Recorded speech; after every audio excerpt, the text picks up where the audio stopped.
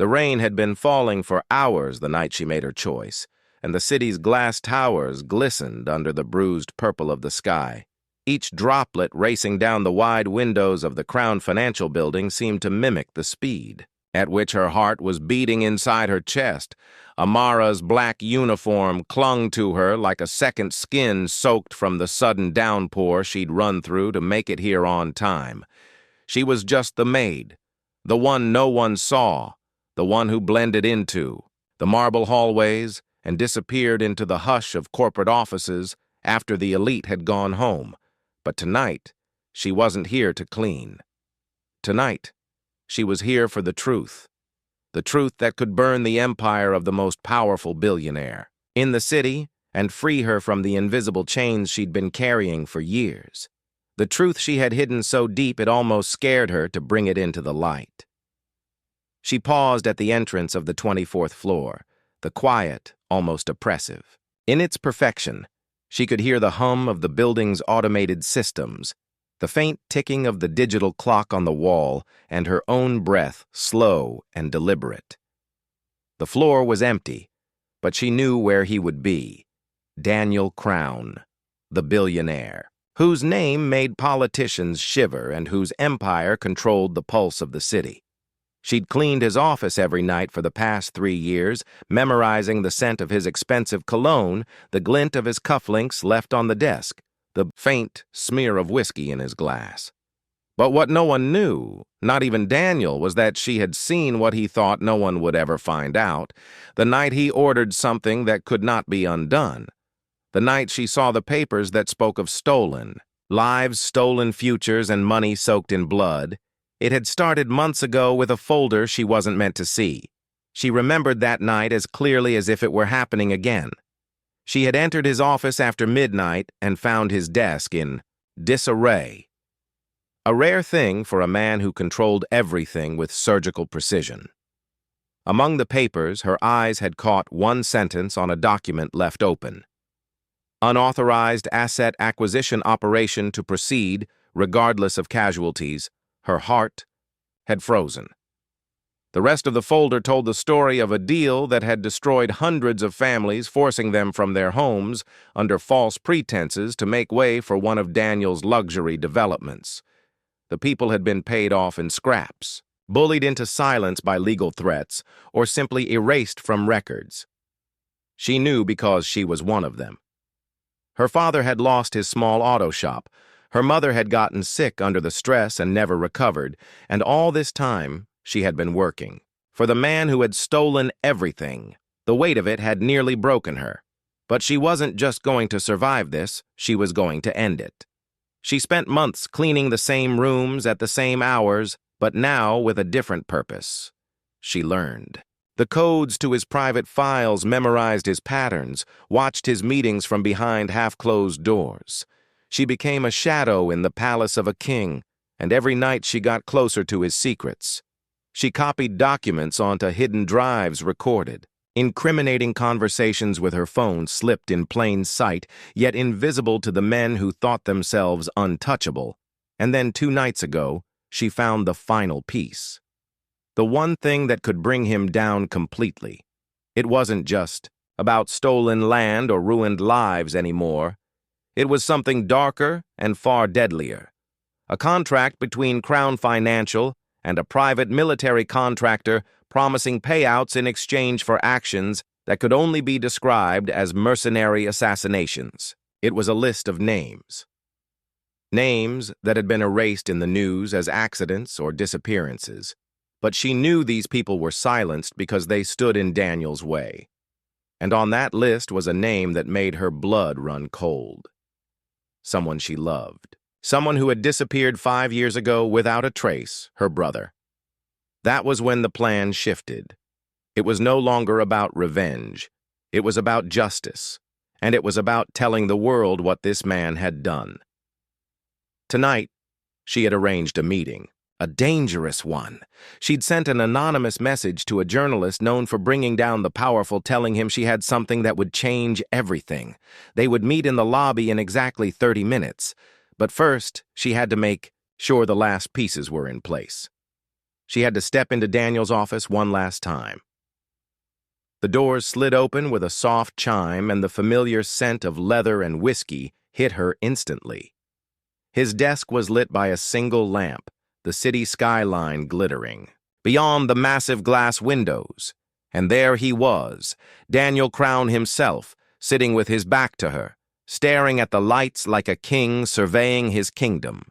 His voice was calm when he spoke, but there was an edge to it. "You've been busy, Amara." She froze. Her mind raced. He knew. But how much did he know? And how long had he known? The billionaire turned his chair slowly, and his eyes locked on hers. Cold, sharp. Calculating. "You think I don't notice the way you linger around my office? The way you pause at my desk? You think I don't know you've been collecting things?" The air felt electric. Every muscle in her body tensed. He stood, walked around the desk until he was close enough for her to smell the whiskey on his breath. He leaned, in just enough for his words to be a whisper. "If you think you can destroy me, you don't understand the game you're playing." His hand reached for her arm, but she stepped back, her own voice steady and low. "Maybe I don't understand the game, but I know the truth, and tonight so will the world." His expression flickered for the briefest moment, something between anger and fear, but then it was gone, replaced by that icy control. He straightened his jacket, stepped back, and said, "You won't make it to the lobby before I stop you." And that's when she smiled, because she already had. The flash drive was already in the hands of the journalist waiting downstairs, and for the first time in years, she felt power in her own hands. The instant the words left her mouth, the silence in the room deepened, like the air itself was waiting for one of them to move. Daniel's eyes narrowed, not in shock, but in a quiet calculation that made her skin prickle. He was measuring her the way a predator studies prey. He cannot yet reach. The rain still lashed against the glass behind him, and every flash of lightning carved sharp shadows across his face, revealing a tension in his jaw that betrayed the calm tone of his voice. "You think this is over, Amara? It's not." His words were slow, deliberate, each one heavy with meaning. "You have no idea how far my reach goes." She refused to let him see fear. She had spent too long shrinking herself, swallowing her voice, allowing men like him to rewrite her story. But not tonight. Tonight she stood in his office, not as his maid, but as the one holding the blade that could cut his empire down. Her fingers itched to pull out her phone and record every word, but she knew that would tip him off too soon. He stepped closer, the space between them thick with an unspoken threat. He could have had her dragged out of the building in seconds, but he didn't. Instead, he studied her as though trying to read the next move in a chess match that told her something vital. He wasn't entirely sure what she had done, and that uncertainty was her weapon. She tilted her chin just enough to meet his gaze head-on. "I know enough, Daniel. Enough to make sure you never hide behind your name again, and more than that, enough to make sure everyone sees you for what you are." The lamp's glow caught the faintest twitch in his lip, but he quickly masked it with a smirk. "Clever," he said, almost amused, as though she were a child who'd brought him a broken toy, thinking it was valuable. But his eyes betrayed the flicker of unease. He was too smart not to realize that for her to be standing here like this, she had to be certain. She had to already have a move in play. Amara had prepared for this moment. She had backups of the files stored in 3 locations, including one sent to her childhood friend in another city. The journalist downstairs was only the first domino. Once the story broke, there would be no silencing it. She didn't just have documents. She had recordings, names, dates, and one particular detail that would guarantee no one in the public could look away, a list of the dead and the undeniable proof of how they had been erased from existence. Daniel took a step back and walked toward. his desk pouring himself another drink. The clink of the ice in the glass was almost louder than his voice when he finally said, "You know, I can make people disappear without anyone even asking where they went. And you're just a maid.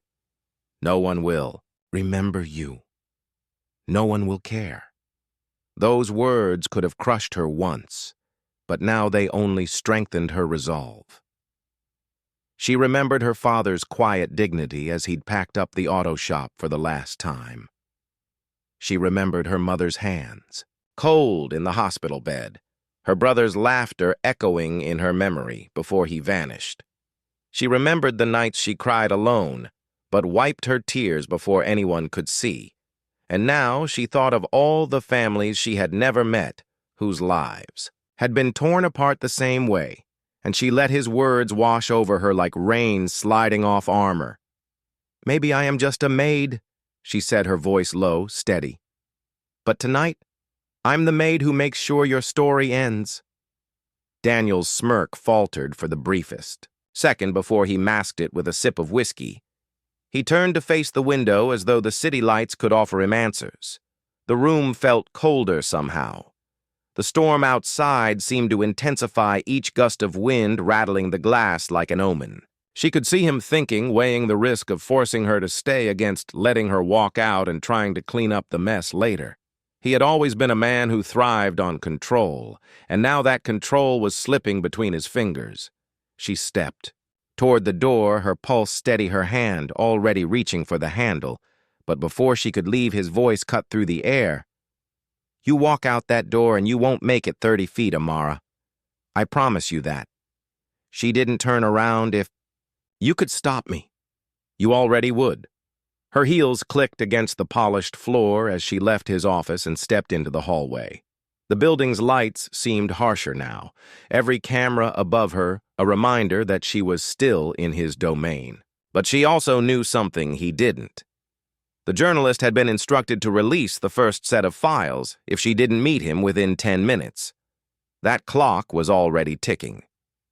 She walked toward the elevator, her eyes flicking to every movement in the shadows.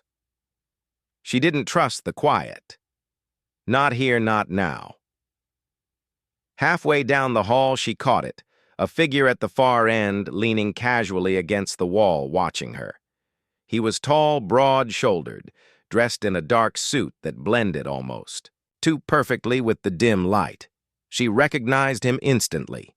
He was one of Daniel's men, the kind who never spoke in meetings, the kind whose presence was a warning.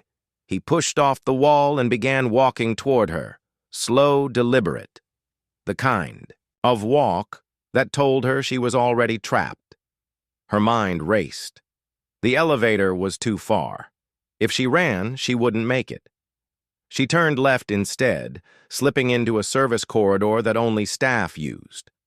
The smell of cleaning chemicals filled the narrow space, and the hum of machinery masked the sound of her footsteps. She moved quickly, knowing he would follow, but also knowing these back halls were hers in a way they'd never be his. She had cleaned every inch of this building, memorized shortcut every locked door with a faulty latch. She ducked through a supply room and into another hallway, emerging into the rear stairwell, just as she heard the door behind her open. The stairwell was dim, lit only by a flickering bulb above. She took the steps 2 at a time, her pulse matching the rhythm of her shoes against concrete. She had to make it to the lobby. She had to see the journalist. But with every floor she descended, she could hear footsteps following heavy, precise getting closer. On the 15th floor, she stopped listening hard. The footsteps had paused, too.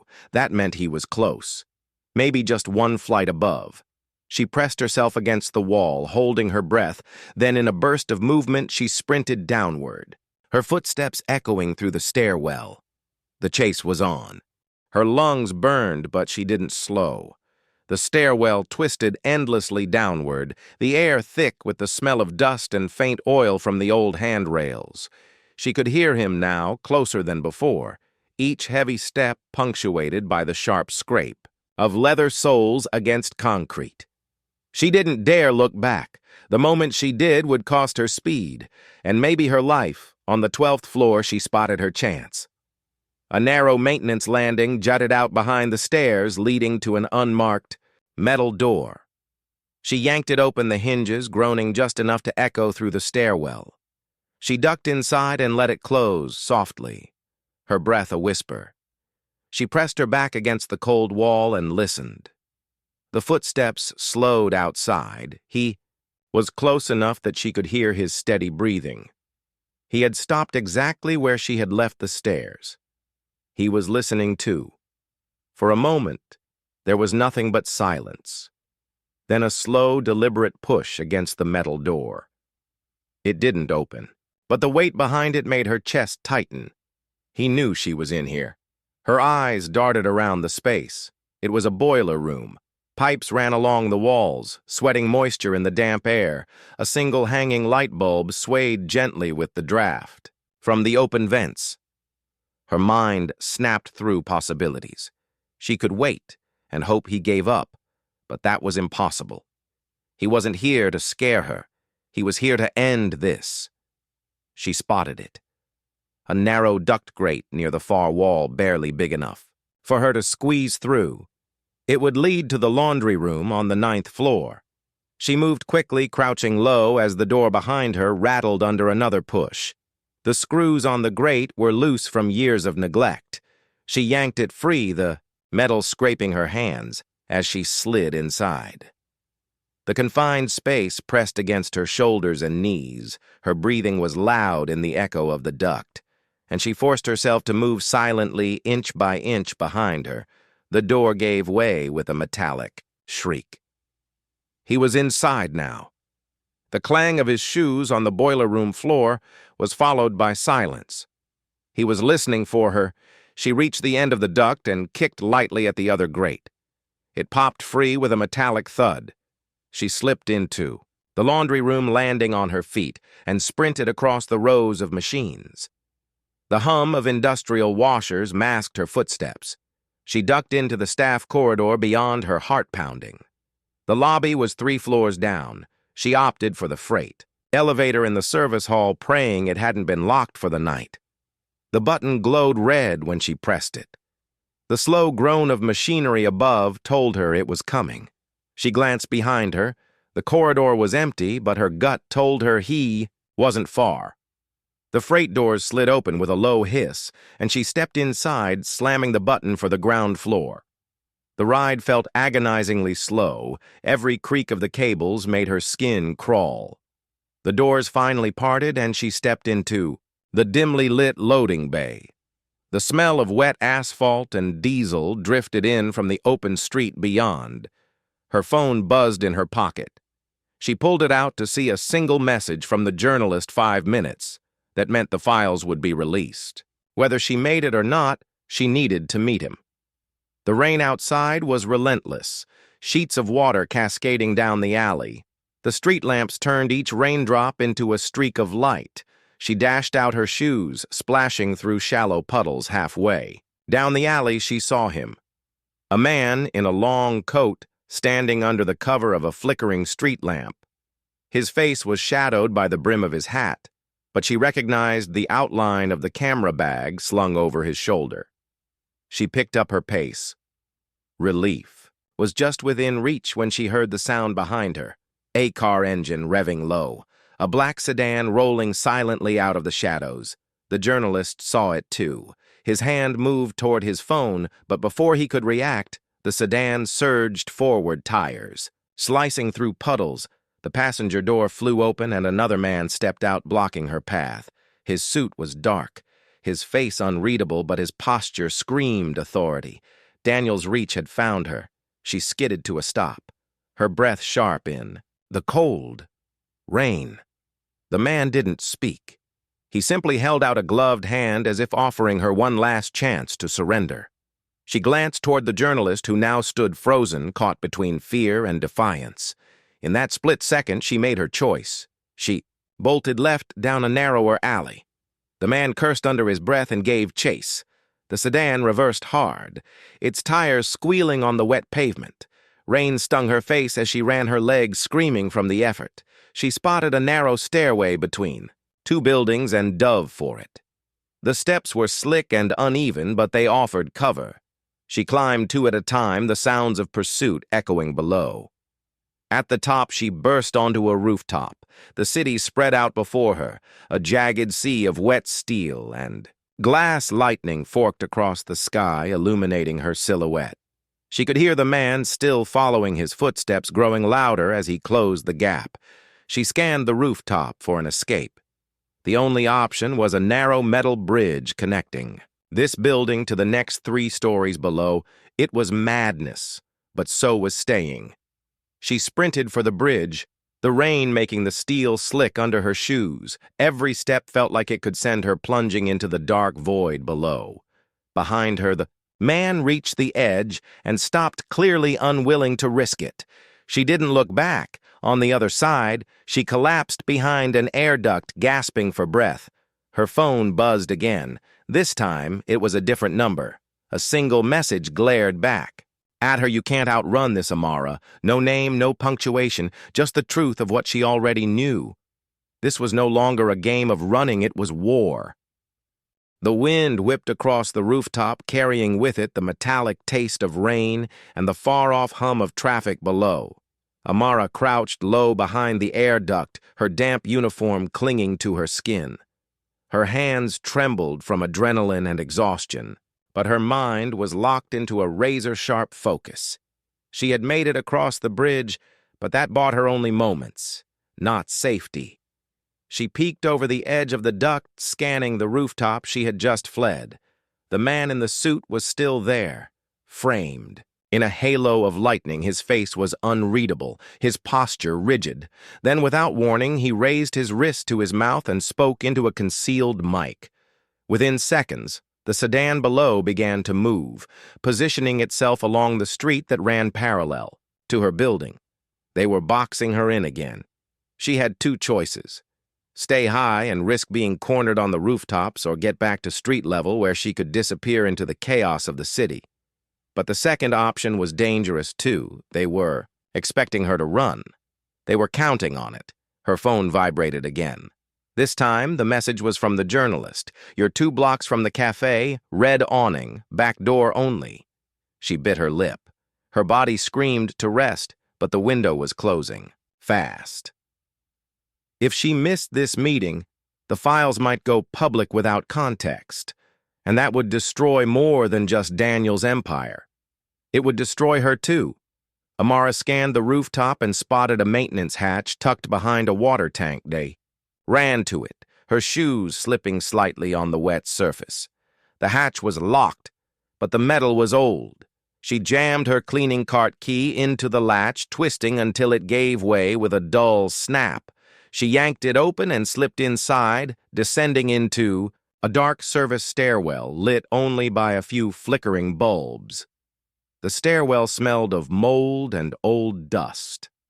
Her footsteps echoed faintly as she descended 3 floors.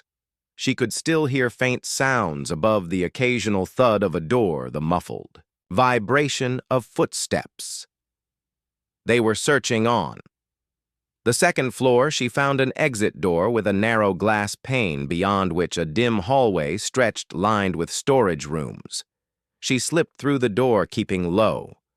Her soaked uniform left small, dark patches on the floor as she moved. She found a side stairwell and took it down to ground level, pushing through a heavy steel door into a narrow alley that smelled of garbage and rain. The street was alive with the chaos of the storm. Rain hammered. The pavement in sheets, neon signs reflected in the puddles, creating a kaleidoscope of color. She kept her head down, moving quickly through the crowd, her breath fogged in the cold air.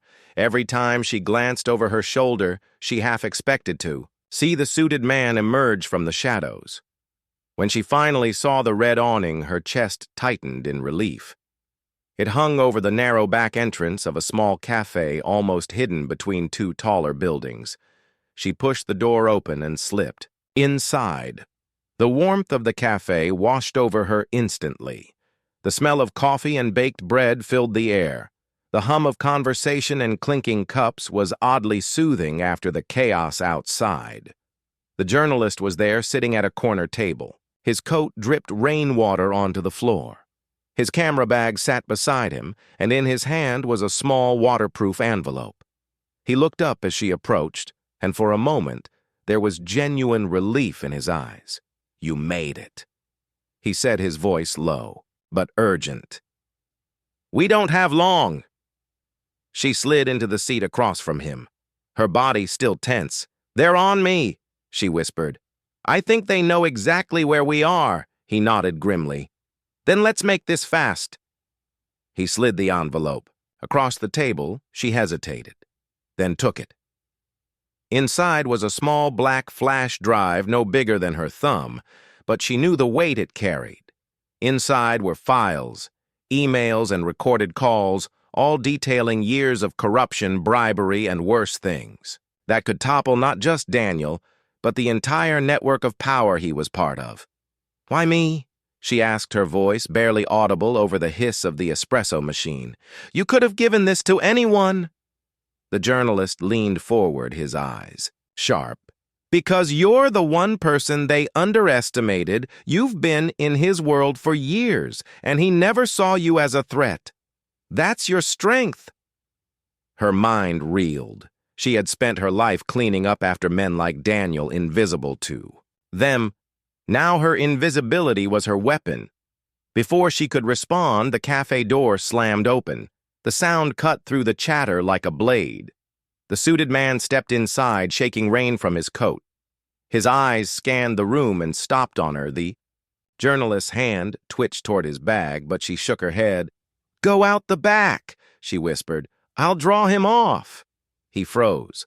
"That's suicide." "It's survival," she said, standing and sliding the flash drive into her pocket. Walked calmly toward the front of the cafe, every step calculated. Her heart thundered in her chest, but her face remained unreadable. The suited man smiled faintly as she approached, as if he thought the game was over. She stopped just out of his reach and leaned in close enough for him to hear her whisper over the storm outside. "Tell Daniel I'm not running anymore." Then she turned on her heel and walked out into the rain. The storm swallowed her instantly. The streets stretched ahead, a labyrinth of light and shadow. She didn't know if she had just made the bravest choice of her life or the last. The rain had slowed to a mist by the time Amara slipped into the industrial district, a part of the city where the streetlights flickered weakly and the buildings loomed like forgotten monuments. She kept moving, weaving through loading docks and shuttered warehouses until she was sure no one was following. She ducked into a narrow passage and leaned against the brick wall, her breath finally evening out. The flash drive in her pocket felt heavier now, like a living thing. Her mind replayed the journalist's words. "They underestimated you." It was true.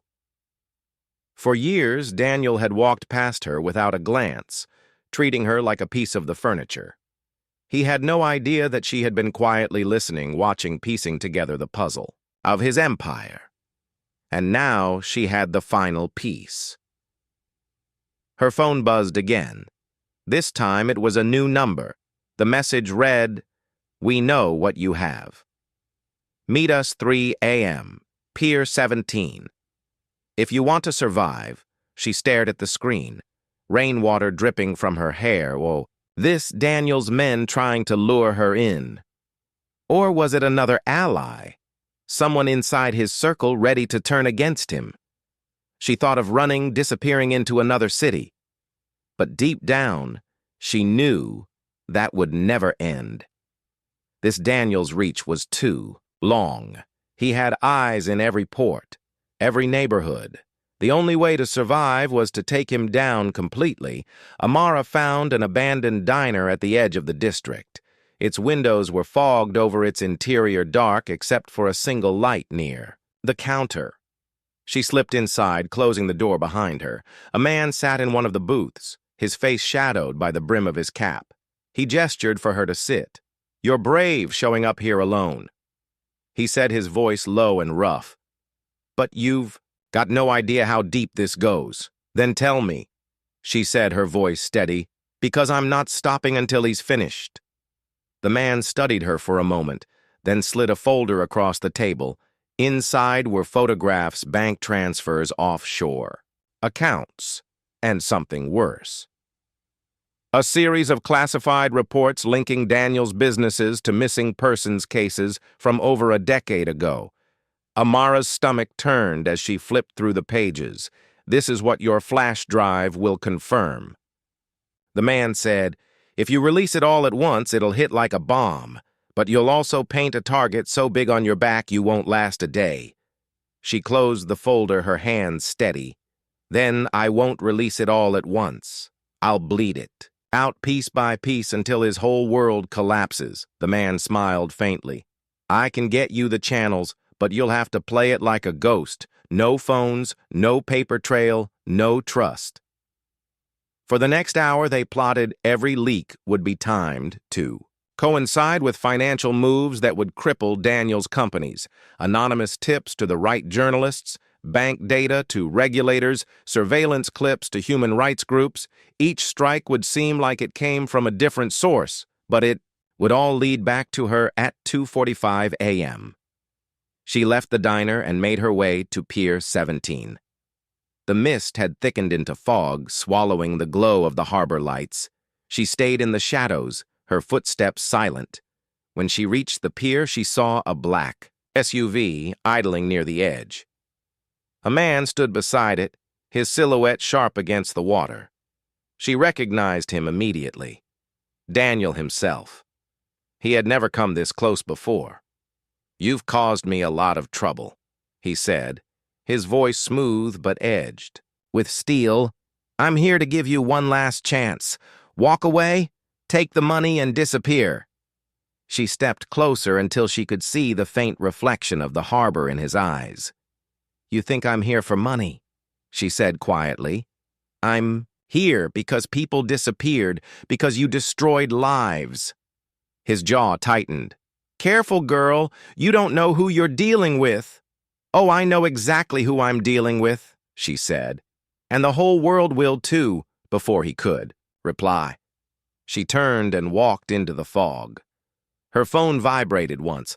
A scheduled upload was live. The first leak had just gone public behind her. She heard Daniel's voice rise in anger, barking orders into his phone. But she didn't look back. The storm had begun, and she was the one who had unleashed it.